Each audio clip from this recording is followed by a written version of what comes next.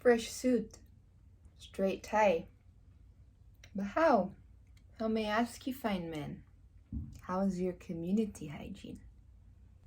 Now, this modern Western conceptualization and perhaps idolization of the individual and the individual uniqueness and all of the tendencies that come with that to separate a thing or a living body into its most isolated components.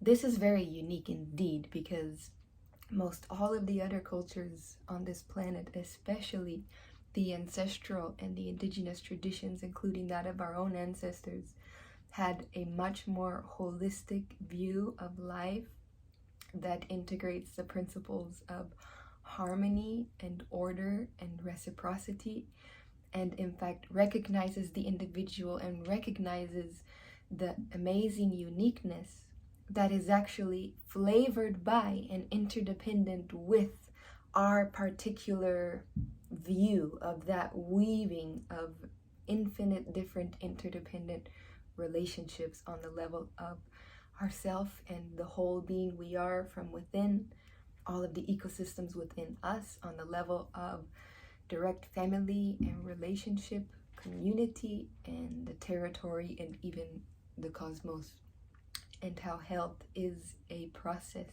healing is a process of becoming whole, of returning to wholeness, of returning to a whole state, an integrated state, both within ourselves and all of the diversity of this universe within and outside of ourselves, within all of these interdependent relationships that we exist within. And in fact, those relationships is what makes life so beautiful and dynamic. So today I'm going to go over the principles of indigenous science with you, and going to compare this a little bit to the assumptions of Western science. I'm going to bring in some elements of community healing, how to do research in a way that is actually in service, in relationship, that is grounded in a place, in a context.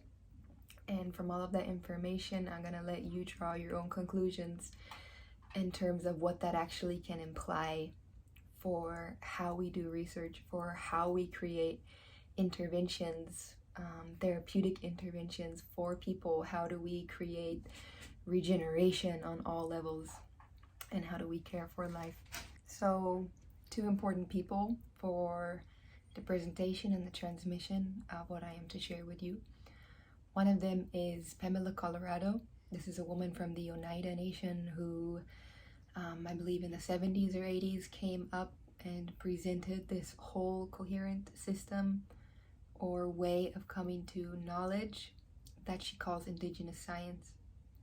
And the way that she presented this is basically to say, hey, Western science, this is not, you are not the only way of knowing that exists in the world. There are all these other cultures, there are all these other peoples who over thousands of years have developed a way of coming to knowledge or science that is just as valid, and if not bringing some very important balancing features to some things that have gone wrong with Western science. And although obviously Pamela Colorado only comes from one specific tradition, she does remark in all of her research and all of her gathering process that these principles find a great deal of congruency and synchrony across many different indigenous peoples in the world, across continents. So that's something that is definitely to note, that apart from each other, these peoples developed similar ways of understanding validity, of understanding knowledge, and of understanding the processes for how we arrive at true knowledge and true order and true balance. The second person I want you to know about for now is a man named Oren Lyons. He is the faith keeper from the Onondaga and the Seneca Nations from the Iroquois Confederacy.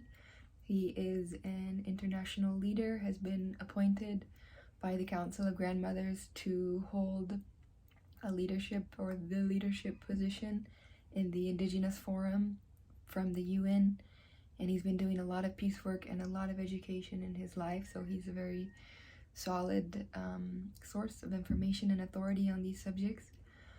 And he shares specifically about something that is called the original instructions. And this is another foundation for this work that I'm sharing with you, for how to contextualize, where does this whole indigenous science fit into in the end and in the beginning as well, actually. And the original instructions are instructions from the Creator to humans, to mankind, for how to live on the earth in balance, for how to care for life. And I've actually heard a similar concept as well from some South American, Andean, Amazonian nations, and they call it the law of origin. And again, it just goes back to our original function, our original agreement here as human beings, which is to care for life. And you can even find that in the Bible, the mythology of origin of Christianity, from Adam and Eve in the garden being given these instructions to be stewards of the earth, to care for life. And the Six Nation Confederacy has a very amazing philosophy that I'm going to share with you in a little quote here, a very sacred philosophy that you will also hear from many different indigenous nations. But here is the original information from a man called the Peacemaker, who lived around 1,000 years ago. And this is: when you sit and you counsel for the welfare of the people, think not of yourself, nor of your family, or even of your people, but make your decisions on behalf of the seventh generation coming, so they may enjoy what you have today. So as we go deeper into indigenous science and what that is, we're going to be brought into a little bit of a comparison of two different paradigms of thought, the Western and the indigenous or the native.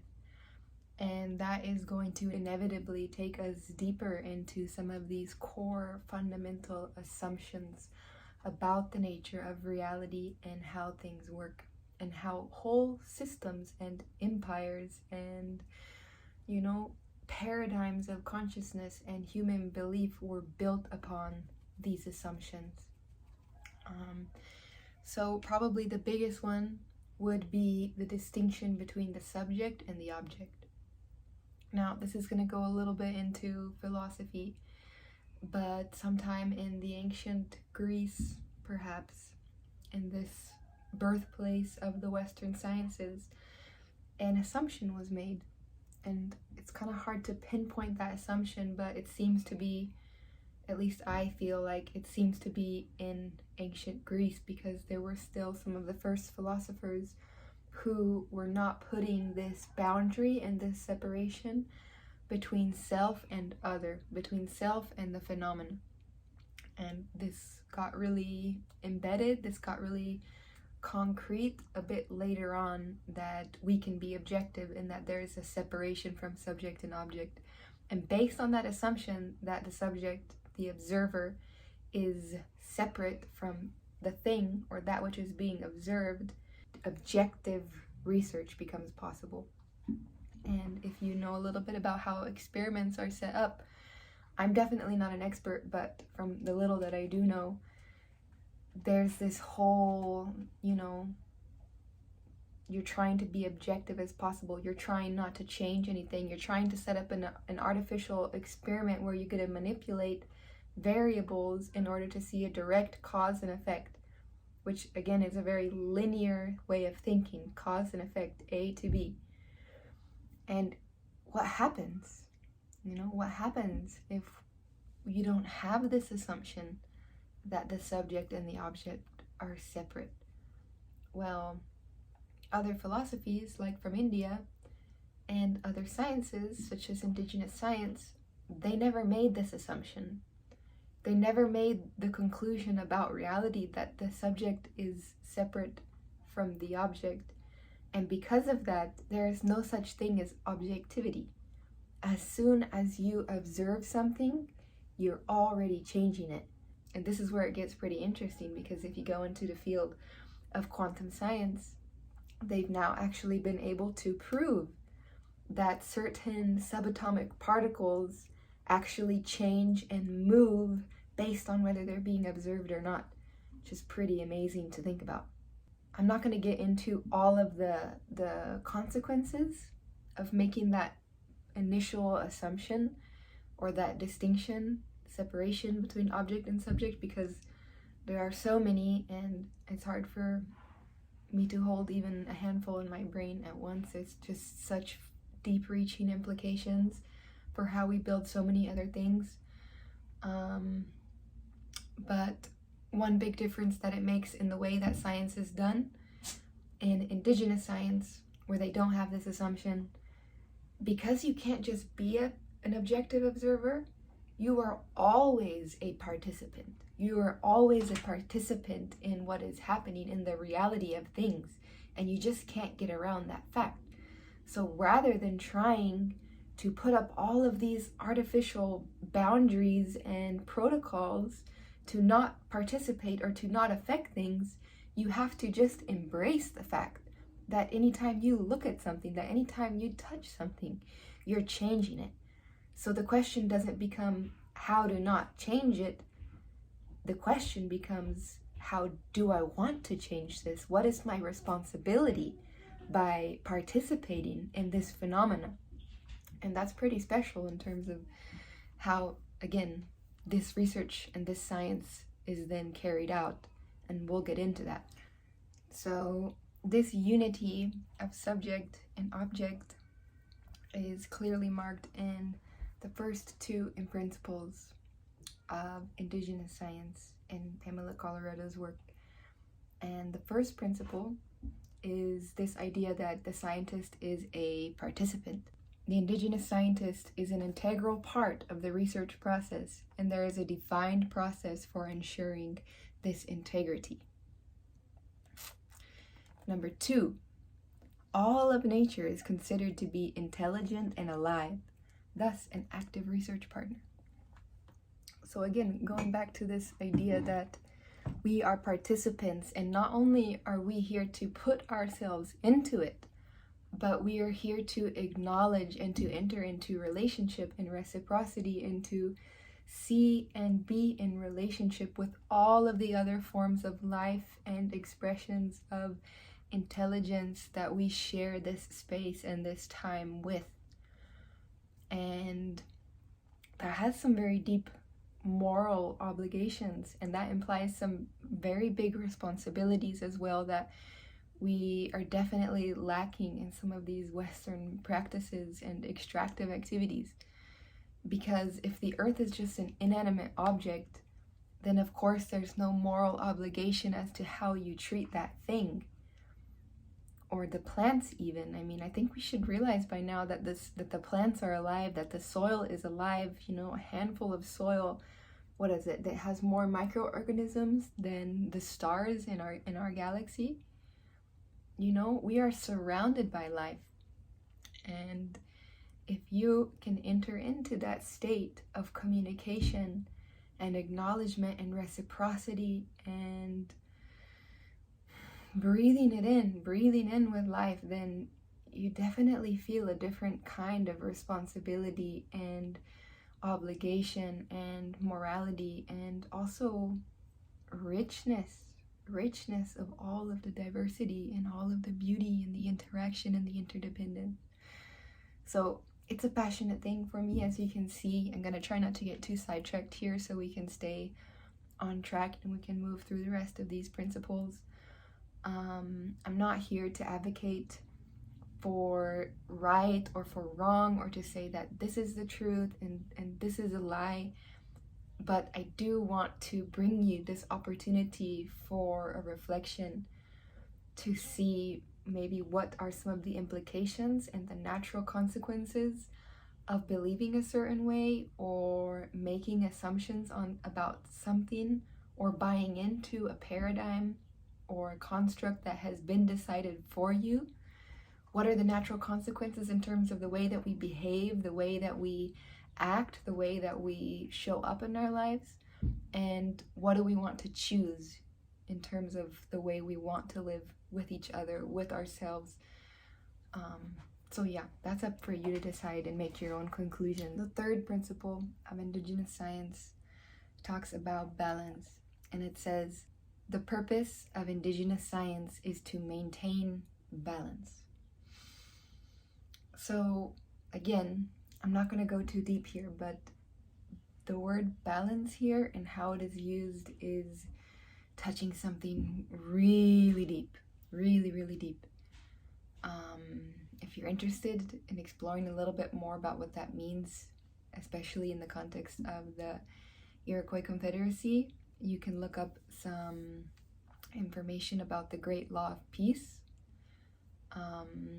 But in short, how I can phrase it is, balance in this sense is kind of seen as this end state that is also the beginning. It's the beginning and it's the ending in one. It's homeostasis. It is peace. It is order. It is harmony. It is beauty.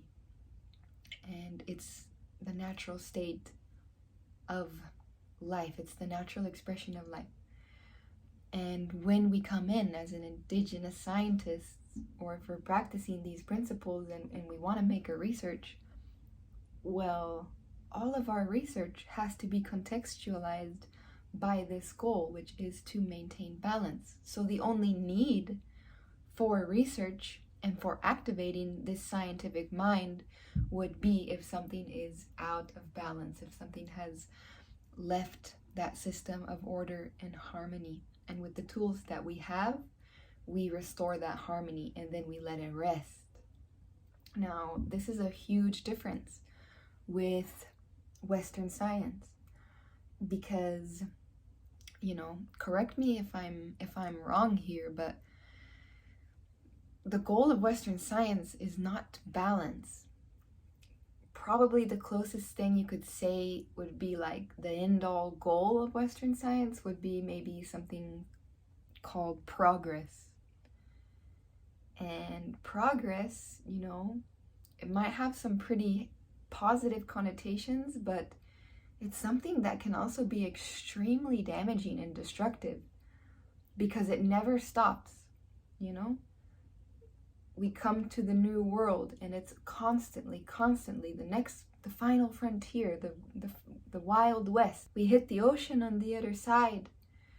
It goes in another direction, space and rockets and progress and progress and progress. Well, if there's no other value systems or obligation or moral responsibilities to contextualize what we're doing and how we are using our knowledge and our capacity as a human being to make technology and to do all of these things, then it can get completely out of control and it can get completely destructive. And I think that we're seeing that in a lot of ways in the world that we live in.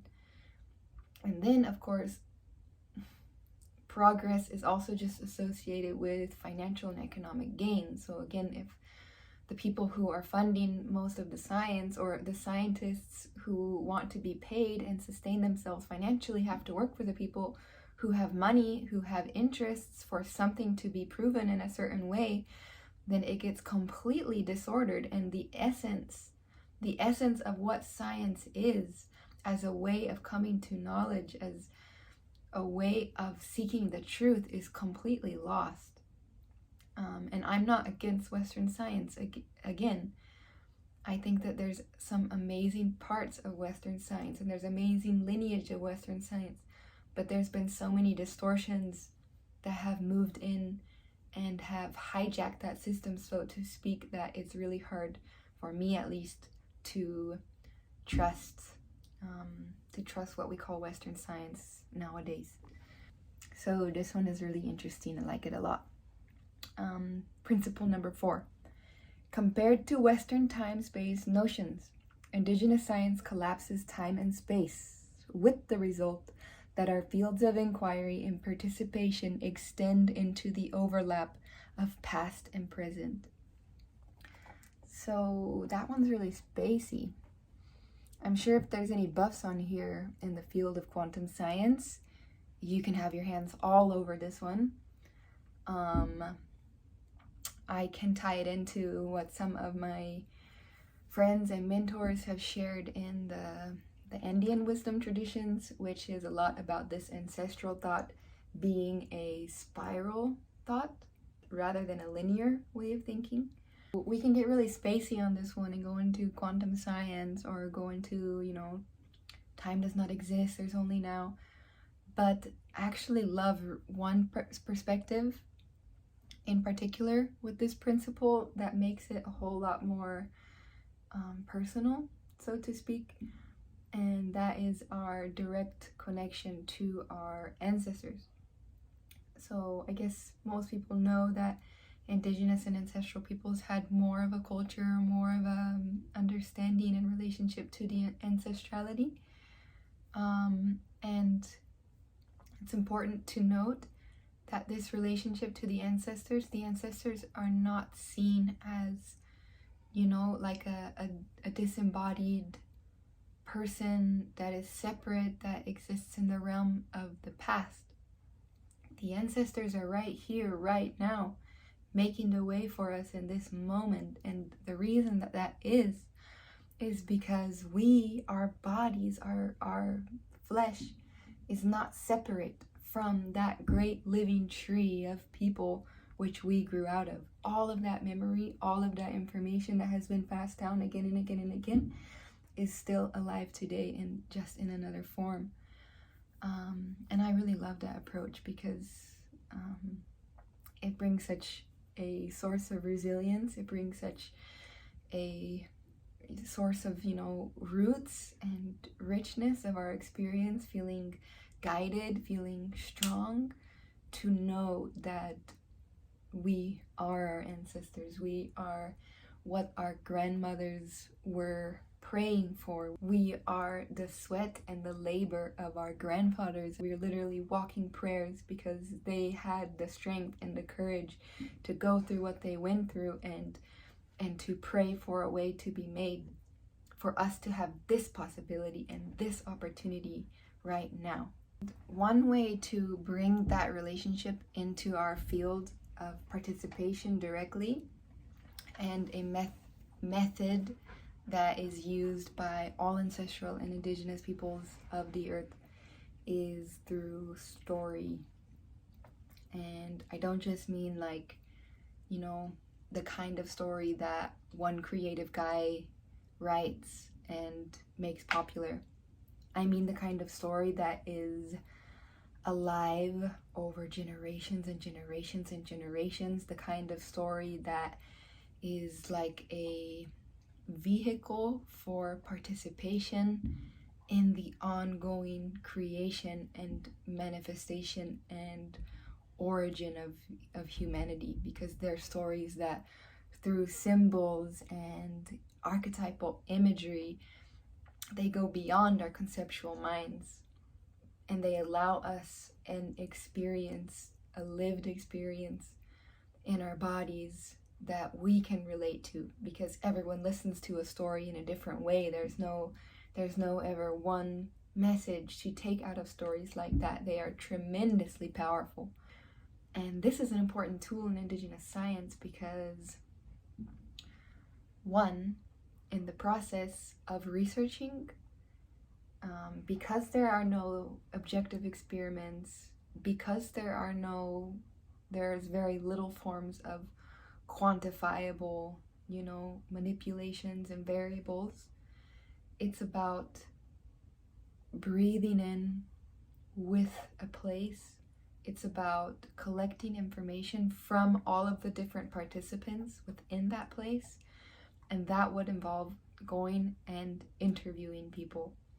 The data, in keeping with oral tradition, are comprised of words.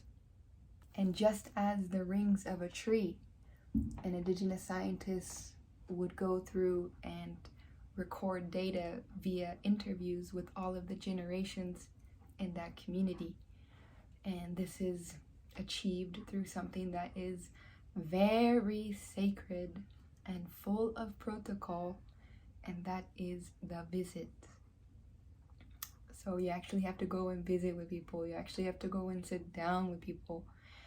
And we're going to get to what it means also to visit an elder.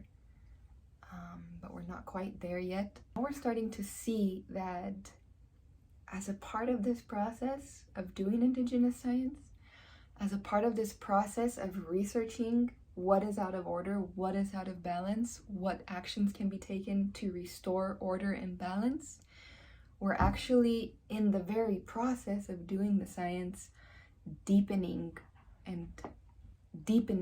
relationships and collaborative community partnerships. We're also binding ourselves, if we're the scientists in this case, to the laws of relational accountability, because now we are speaking face to face. We're sharing our word with these people, and that implies, if you're living in a community, if you're living in a defined place, you're going to be held accountable for what you do with that information and what you do to bring solutions that are to the benefit of everyone. Now, the second part that you use story for, and why story is important, is because at the end of all of this research, once you've made a conclusion and once you've, found some ways to restore order, you are also responsible for how you frame that story of what you've gathered, of how you've gathered it, and of how it's going to be of service to the community. Because what is recognized here is our word is immensely powerful. What you're never going to see in that case is a narrative that is disempowering, that is pitying, because all these people are looking back to you for what did you create out of this?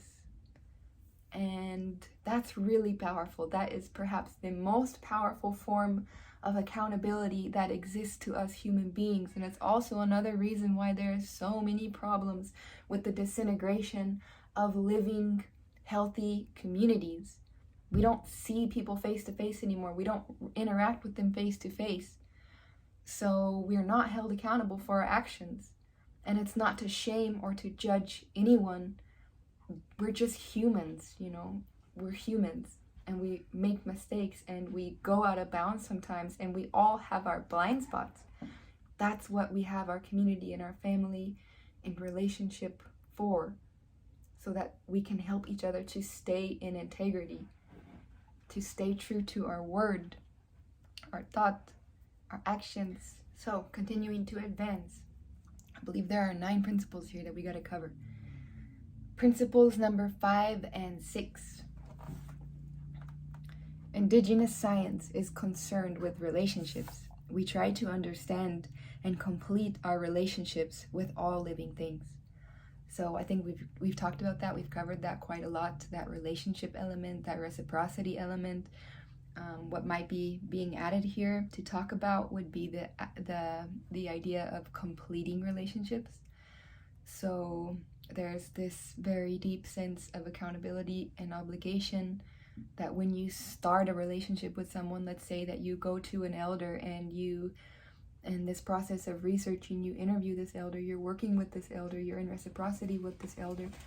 Well, there's a certain sense of completion that comes with the fulfillment in any relationship. Number 6, Indigenous science is holistic, drawing on all the senses, including the spiritual and the psychic. So, again, going back to this idea that everything is alive, that we exist in a multitude of interdependent relationships, that there are tools such as stories to go beyond our concepts and our ideas and our beliefs and all of the conditioning that occurs on the level of the mind. Well, this would invoke that we have other ways of communicating with life. We have other forms of intelligence. And I think there's also some pretty good elements of Western science to back this up nowadays, because we have the Heart Math Institute doing a lot of amazing research on the electromagnetic field of the heart, on what happens when two people come together and about 6 feet apart, you can actually see and measure that this great field of the heart begins to synchronize with the other person. You can see that in states of joy and happiness, how this field of the heart becomes more magnified, and in states of oppression or fear, how we contract. You can see that the actual field of the heart is, I believe it's 60 times stronger than the electromagnetic field of the brain. So that's a lot of power. That's a lot of power. Go look up the Heart Math Institute, look up heart intelligence if you want to know more. It's an amazing science. It's really, really interesting, and it's really good at cutting off your head, and aka, you know, getting beyond this attachment that we have to, you know, our beliefs about things and mental constructs, and the dominance that we usually, or we oftentimes give the mind in modern Western contexts. And another intelligence would be the intelligence of your gut. So you have a whole nother brain in your gut, in your belly. And all of this combined, you could also call it your body intelligence. You know, you have so much water in your body. Water is memory. Water holds information. Water is life. So what does that mean for actually all the different ways that we have to receive, to give, to share, to communicate? Because a tree is also made up of energy and life. A tree is also made up of intelligence. There is enough intelligence in a tiny seed to become a fully massive, living, vital oak tree, you know? And if we do have that capacity and we're willing to practice a little bit and take a little bit of a leap of faith to say maybe that's possible, if it is possible, I kind of want to experience that. I want to kind of see what that means. Then, you know, come back, get into our bodies, spend time outside in nature, maybe go through some purification processes to remove all of these, you know, wastes and disruptions. Also, that's what story would also elicit from us. So a real living story or mythology of origin is something that is embodied. It's really something that moves through us and breathes with us and has a way of, you know, there's no words to describe it because it's beyond the mind. But I have experienced it. I have been lucky and blessed enough to actually experience some of those stories firsthand from elders, from indigenous nations, and it's absolutely amazing the power of the word that they have cultivated, that they have sustained over so many generations in their tradition, and also how generous and how loving they are to share that. Moving on to principle number 7 and number 8 before we start to synthesize and conclude some of this information. Number 7 is the endpoint of an indigenous scientific process is a known and recognized place. This point of balance, referred to by my own tribe as the Great Peace, is both peaceful and electrifyingly alive. In the joy of exact balance, creativity occurs, which is why we think of our way of knowing as a life science. Again, that's from Pamela, Colorado. I hit on that one. Maybe I was a little bit jumping the gun earlier to talk about the peace and the harmony, but this just shows that there's a clear endpoint again. Principle number 8, when we reach the moment or place of balance, we do not believe that we have transcended. We say that we are normal. Always we remain embodied in the natural world. And I think this last one is just second to last one is just a testament to the effect of living in reciprocity and relationship with the natural world, is that it's really grounding.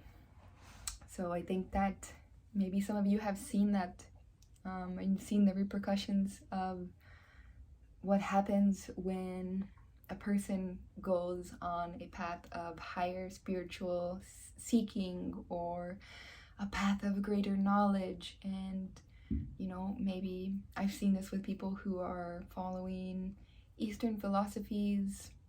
I've seen this with people who are even kind of coming out of academia and going into philosophy. And sometimes what can happen is, one, people become disembodied heads or talking heads. Everything's up here. And two, if they do have some very significant, spiritual realizations or some experiences that really change perhaps a little bit that state that she's talking about, this electrifyingly alive, joyful, peaceful state, they think that they've reached enlightenment and they've just transcended all matter and all of the darkness and all this material things that we don't want to deal with. And even I myself sometimes need to remember to just stay really grounded and really practical, because I love ideas.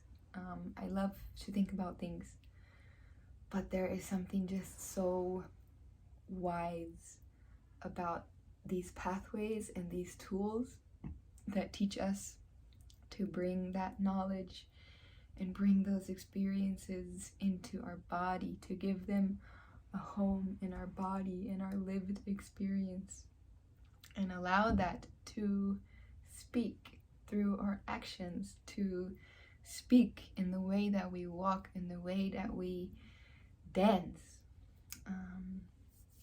And that's a really beautiful thing. You came to this body for what? To fly around all the time and to not be in your body. This body is a beautiful, amazing vehicle. There's so much wisdom also in this body, and it's not always easy to move our full presence. Sometimes there's density in the body and we get stuck, and it's really uncomfortable, and there's painful things that it makes us feel. But overall, it's a huge gift to be in this body. At least I believe that was the original design. But yeah, again, not to interject too many of my own opinions here. So this brings us to another important point that I want to slip in here, even though it's from some Aboriginal research in Australia, is the idea of place. So place is seen as like the fundamental qualifier for any research or intervention that can ever take place, because it's referring to that unique weaving or web of relationships that makes up a community in a given place.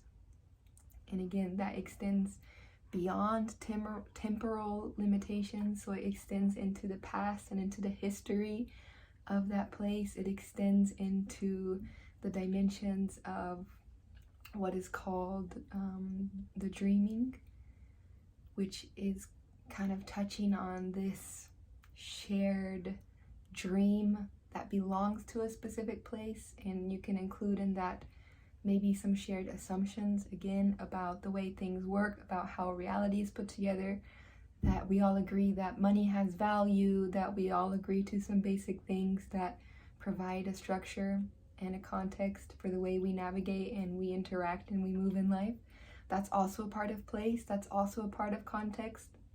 All of these shared ideas and concepts, like the mental field. And of course, geographical elements and locations, and that can go and can reach into the spirit of certain mountains and rivers and elements of the nature that inhabit a certain place and affect the people who live there, consciously or unconsciously. And here's a good quote to share with you how important it is to understand place and context in any kind of research. It is the fundamental existential qualifier that, according to Indigenous logic, precedes, defines, clarifies, and supersedes inquiry. It informs us of where and who we are at any time, and is thus central to questions of identity and original instructions. So again, you have like this overarching shared idea of original instructions, or of the law of origin, that you can say applies to every original people of the earth. This fundamental agreement that we have to care for life, or to live in balance.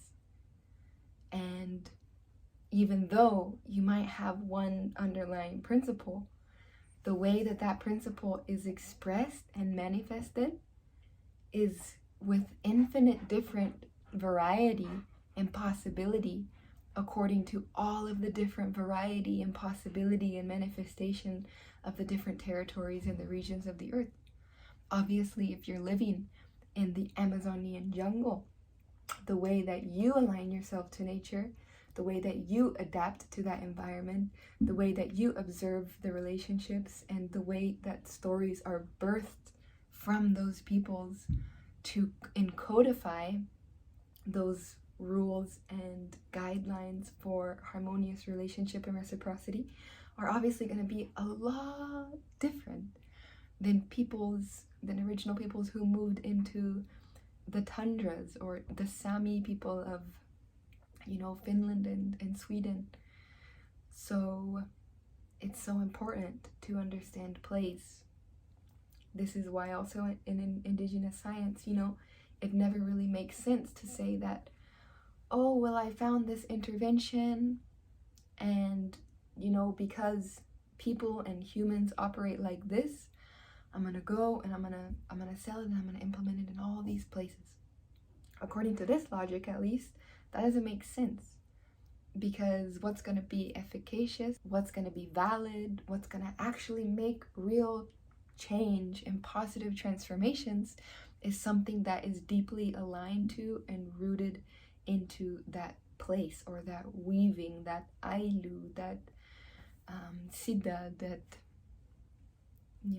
web of relationships. So just to start summing all of this up a little bit, the research questions of Indigenous science are primarily concerned with how multidimensional and multi-level relationships form, move, and transform.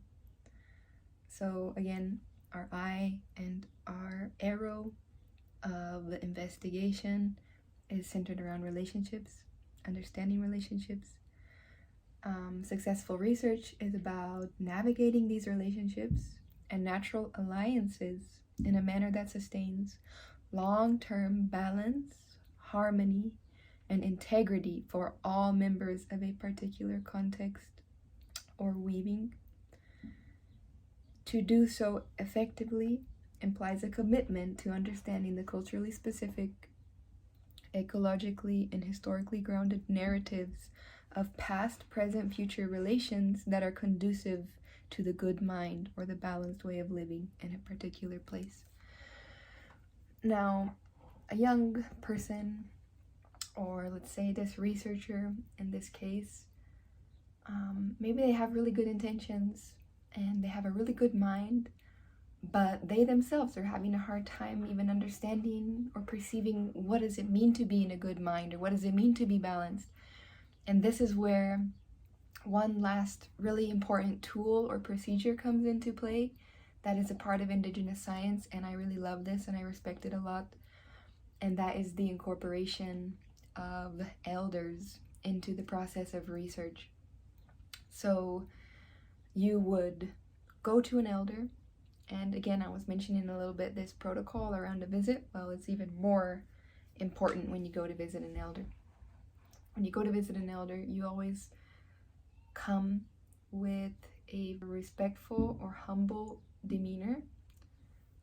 You don't come just asking for something or expecting something and then just to leave again. A lot of times there's actually a natural social care that is built into that in order to be in balanced reciprocity and in respect and in honor for that elder, you come and you also offer to help him or her with whatever he or she needs. And you bring maybe gifts if you know what they like, or maybe you bring them extra food. And when you're there, maybe you help them with some chores. And if you gain their trust, I'm sure some are easier and more generous than others, but there's value in both of those styles and what they have to teach and what they have to offer. And once you gain their trust and once you gain their respect, that you're really approaching them in a heart of service, then they will give you some very precious information about that context, about that weaving, about that place. They will give you stories. They might teach you. It all depends on the elder and what their role was or is in the community. But I really love that elders take on such an important role in the ongoing development of all of these interventions and inquiries. And if any of you are interested in alternative forms of pedagogy, I know a guy named Gregory Cajete is a really amazing one to look into. Some of his work might be a little bit older now. I'd have to check into it again. But he talks a lot about how elders educate young people. And a lot of this education is via direct learning. It's via affective learning, like the feeling in our bodies in the nature. So nature is seen as the direct teacher. Nature is seen also as the healer. And the teacher's role is to transmit and to facilitate and to guide. And also a lot of times, it's from the elders I've spoken to, it's very rare if you ask them a question and they just give you like a direct answer, unless they're a Western elder. And we have cool elders, even if, you know, we have lots of concepts and we're more rooted in the Western mind. We still have amazing elders here, so not to take away from that. But if you ask an Indigenous elder a question, very rare that he's just gonna give you a straight, direct answer or reply to what you ask. The vast majority of the time, elders are gonna teach via stories, via like deeper ways of transmission. Songs and stories are big ones, or just, you know, observing what he's doing. And I mean, how cool would that be if our science actually had more way of integrating, you know, direct human experience? So I'm going to give you the last principle now, principle number 9. It's a pretty nice one, and it is that humor is a critical ingredient of all truth-seeking, even in the most powerful rituals. This is true because humor balances gravity. How nice is that, to actually include humor in your style as research? And although it might seem lighthearted, there's actually some really deep, important truth within that statement. Because our mindset and the state of our heart when we're going about things can put lenses on our perception and the way we see life and the way we interact with life and the way we frame, you know, what we experience, and create stories out of that experience in very consequential ways. One, if you don't find a way to sustain a certain sense of joy and ease in what you do, it doesn't matter how hard you want to help people or how hard you might want to change the world, you're not going to be able to sustain that path. Because there are some really heavy things in this world. There are some really heavy things that we can encounter when we're going into those places that are very seriously out of harmony and in states of disorder. So humor comes in for that reason, to help us sustain, to help us maintain a sense of lightness, and to also not take ourselves too seriously. Vanessa, I'm talking to you. I need to learn this more every day. Don't take myself too seriously. Don't take things so seriously, you know. Enjoy find ways to enjoy every day. And in that enjoyment, you're actually going to be even of greater service than otherwise. And then a last little one here is there's an element of humor that has the power to disrupt, like a thought or an idea from moving into a state of being petrified or becoming a dogma. And how important is that? I mean, it doesn't matter whether, like, you see it in every religion, you see it in all kinds of belief systems, how a way of thinking or one specific pathway becomes so petrified and dogmatic that people can't communicate with other people anymore. They take it so seriously, they become so rigid. And humor can really, can really prevent that, can really help to preserve life in this creative, flexible, also non-judgmental state of being. And there's also even peoples in some native traditions like the Lakota who their role in the community is to fulfill that function. So that's all of the 9 principles of Indigenous science. I think there's one last thing here to talk about.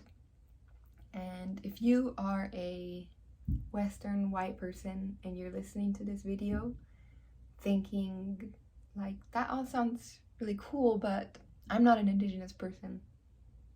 Like, how does this apply to me in my life or my way of doing things?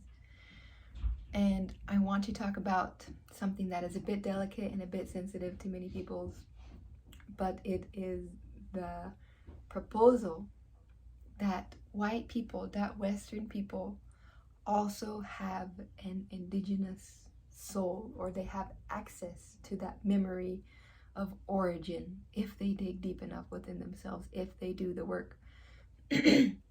And maybe that even some native peoples, officially native peoples today, have also possibly not done the real work to remember, to reintegrate, to come back into wholeness, into an embedded participatory state of reciprocity and right relationship with life, with the territory, with the family, with the self, with the creator.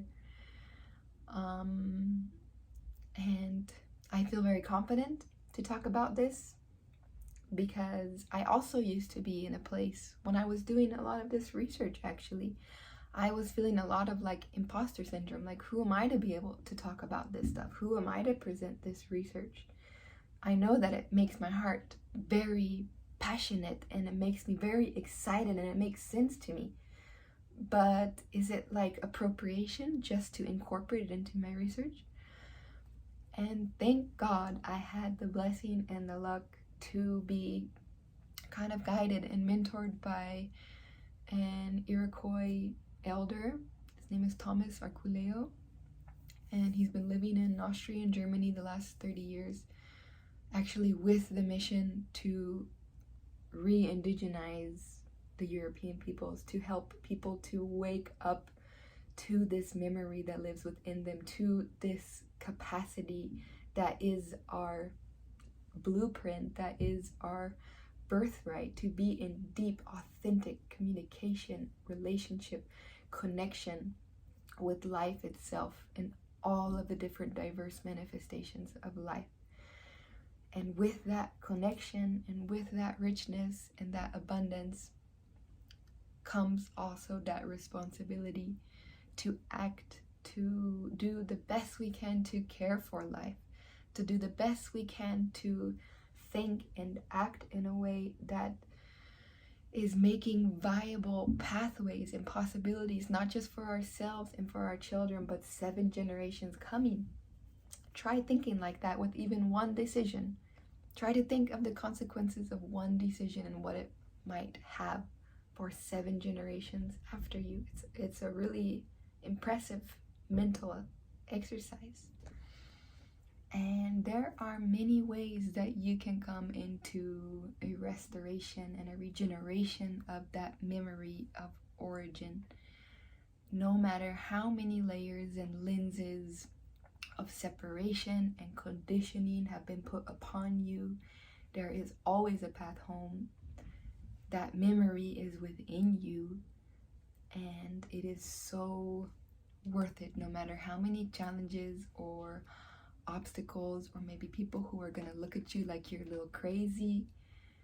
When you really come into that authentic relationship and connection and communication with life, with nature, there's just so much more richness and abundance and vitality that comes with connection on all levels. Authentic relationship, right relationship. And it's a journey, of course, it's a process, but there's a lot of ways that you can speed up that process as well. For example, purifying, physically purifying, emotionally purifying your body, your vessel, eating foods that are in alignment with the design of your own natural chemistry, eating living foods. That's one of the reasons I'm a practitioner of regenerative detoxification, is because I love how sensitive and how vibrant it makes me feel and able to perceive and communicate on some of these deeper levels.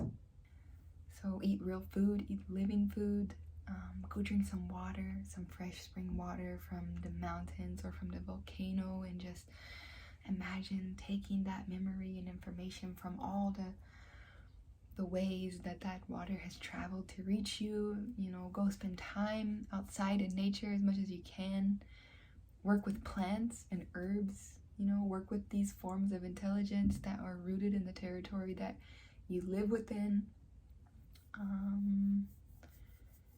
Yeah, and just be patient and do the work. Explore what that means to you, you know, the indigenous soul, true nature. Martin Brechtel is another amazing author and poet who talks about the indigenous soul. If you want to get some extra juicy, delightful, delicious information and inspiration, he has the authority to share a lot of really deep and amazing stories from living traditions of the earth. Yeah, that's all I got for you today. I wish you all the blessings on your way, wherever the journey takes you. And thank you so much for listening and tuning in. I commend you if you have made it this far, because there are very few people these days, it seems, who have a long enough attention span to do that. So well done, and reach out if you want to collaborate. Reach out if you want to share some feedback, comment below. I'm open to collaboration, but my resources and my time are pretty limited. I have to be very refined in the way that I give that.